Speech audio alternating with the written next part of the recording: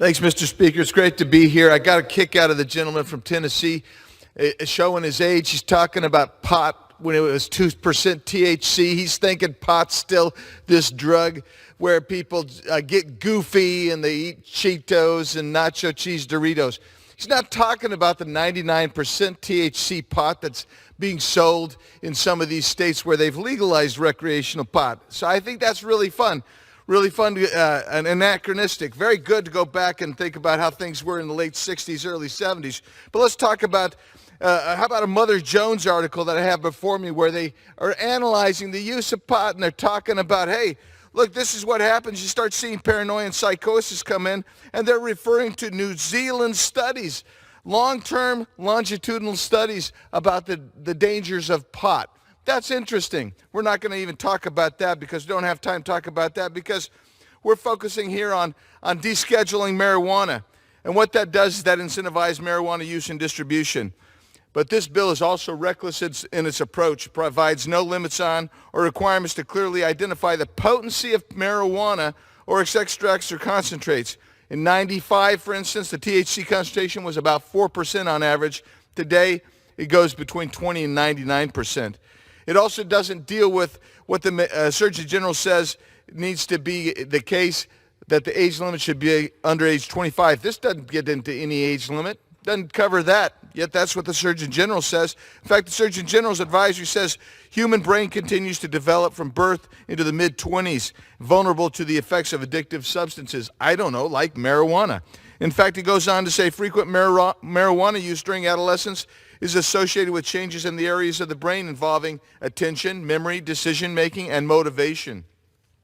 Adolescent marijuana use is associated with declines in IQ, school performance and attendance, and life satisfaction, increased rates of suicide attempts. And you know what this bill does? It's a lot of fun, folks. What it does is says, you know, you can distribute this if under federal law anyway, you can distribute this to an 11-year-old kid.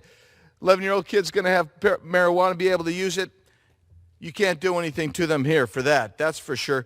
But what it does do is it creates a tax crime, So you get rid of your marijuana crime, creates some tax crimes. And we all know how great the tax code is for being ease of use and understanding.